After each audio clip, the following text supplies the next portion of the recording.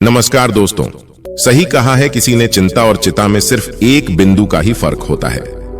इस दुनिया में कुछ लोग बेवजह चिंता करते हैं, बिना किसी कारण ही अपने आप को और मन को परेशान करते रहते हैं। चिंता हमें बीमार करते हैं।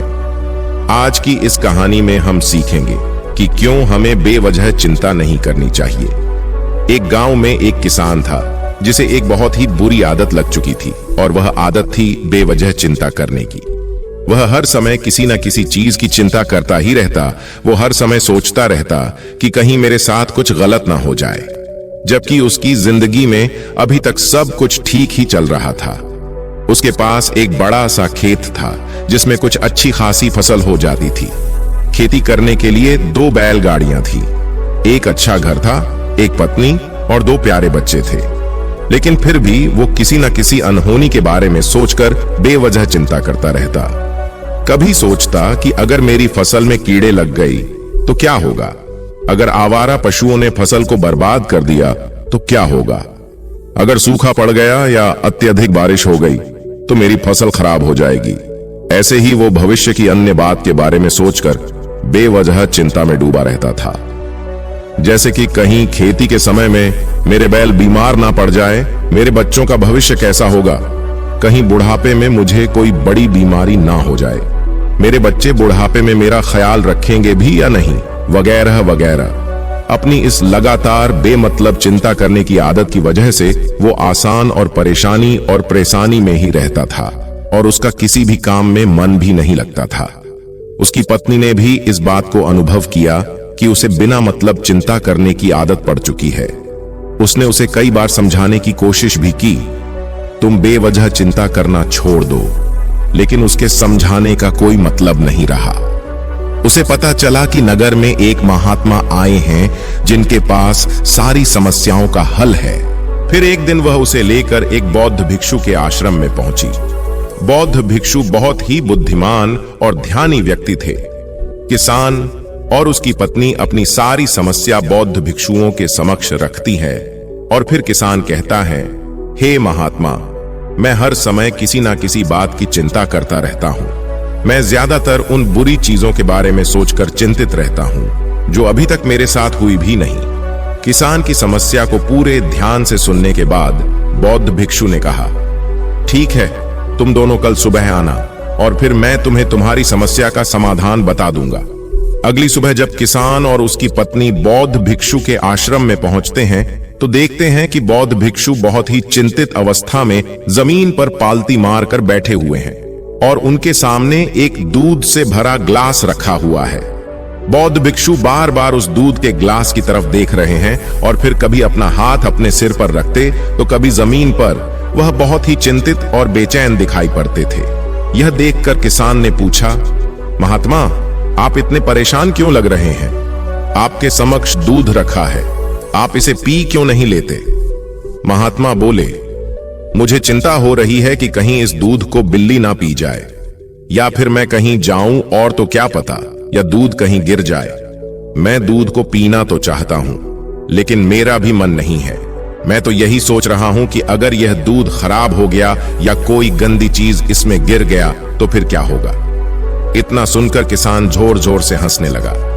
किसान ने हंसते हुए कहा, इसमें इतनी चिंता करने वाली कौन सी बात है? यह दूध ही तो है। अगर इसे बिल्ली ने गिरा दिया या यह खराब हो गया या फिर किसी ने इसे पी लिया तो क्या हो गया? यह आपको दोबारा मिल जाएगा, और वैसे भी आपका चिंता करना व्यर्थ है, क्योंकि ना तो अभी इसे बिल्ली ने गिराया है, ना ही खराब हुआ है, और ना ही अभी इसे किसी ने पिया है, और हो सकता है कि भविष्य में ऐसा हो भी ना। किसान के मुंह से यह बातें सुनकर बौद्ध भिक्षु मुस्कुराए और बोले, मैं भी तो तुम्हें यही समझाने का प्रयास कर रहा हूं कि भविष्य की उन घटनाओं की चिंता करना व्यर्थ है जो अभी हमारे साथ हुई ही नहीं, और बहुत बड़ी संभावना है कि वो कभी होगी भी नहीं, और अगर हो भी गई तो जिस चीज को तुम एक बार हासिल कर सकते हो उसे तुम दोबारा भी हासिल कर सकते हो, और अगर नहीं कर पाए तो कोई बात नहीं, क्योंकि समस्याओं के आने के साथ ही उन समस्याओं का सामना करने की हिम्मत भी अपने आप ही आ जाती है। यह बातें सुनने के बाद किसान को लगा जैसे किसी ने उसके गाल पर एक थप्पड़ मारकर उसे नींद से जगा दिया हो। उसे महसूस हुआ कि वह भी तो यही गलती कर रहा है।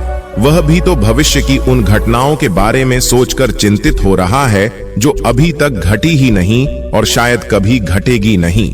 ये सुनकर वह किसान फिर बौद्ध भिक्षु के चरणों में गिर पड़ा और कहने लगा, इतनी आसान में मुझे मेरी गलती का एहसास करवाने के लिए आपका बहुत बहुत धन्यवाद और मैं आज से पूरा प्रयास करूंगा। मैं बेवजह चिंता करना बंद कर दूंगा। जापान में एक लोकप्रिय कहावत है, अगर तुम चल रहे हो तो सिर्फ चलो, अगर तुम खा रहे हो तो सिर्फ खाओ, लेकिन एक समय में सिर्फ एक ही काम करो, चिंता ना करो।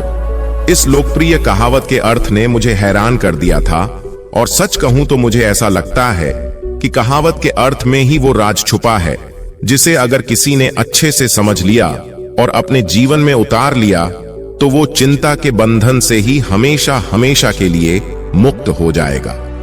इस कहावत के अर्थ के बारे में हम आगे बात करेंगे, लेकिन उससे पहले देखते हैं कि हमारे दिमाग में इस तरह के विचार ज्यादा चल रहे होते हैं। पहला, क्या मैंने यह काम सही से किया? दूसरा, क्या मैं इसे और बेहतर कर सकता था? तीसरा, इसका परिणाम क्या होगा? और चौथा, लोग मेरे और मेरे काम के बारे में क्या सोच रहे होंगे?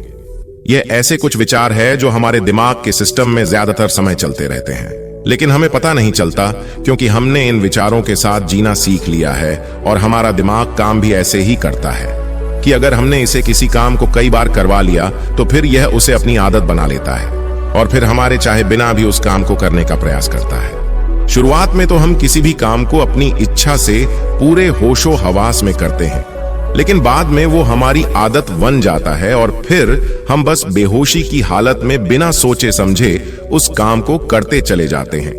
जब एक बच्चा छोटा होता है तब उसे पता नहीं होता कि चिंता क्या है, लेकिन जैसे ही वह बड़ा होता है माँ बाप कहना शुरू कर देते हैं, बेटे आपको होमवर्क करना है, आपको उसकी चिंता नहीं हो रही, आपके एग्जाम आने वाले हैं, आपको उसकी चिंता करनी चाहिए। और ऐसे ही न जाने कितनी सारी चीजों के लिए बच्चों के आसपास के लोग उसे चिंता करने के लिए कहते हैं और वह छोटा बच्चा इस बात को मान लेता है।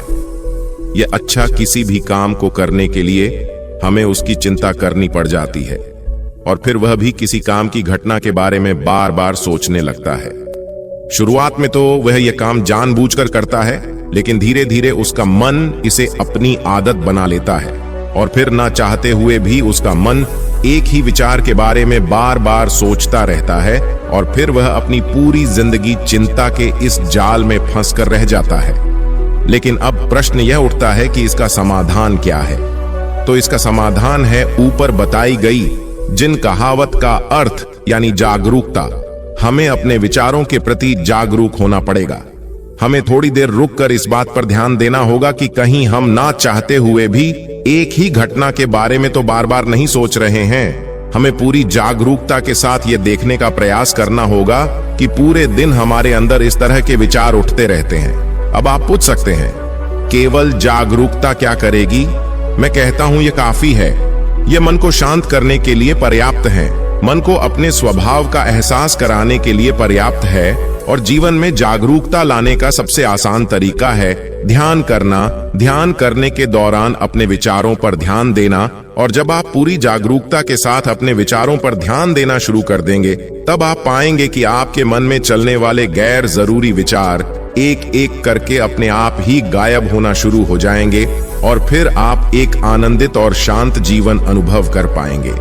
बाकी अगर यह कहानी आपको अच्छी लगी हो तो इस वीडियो को लाइक करें और ऐसी और कहानी सुनने के लिए बुधा स्टोरियन यूट्यूब चैनल को सब्सक्राइब करें।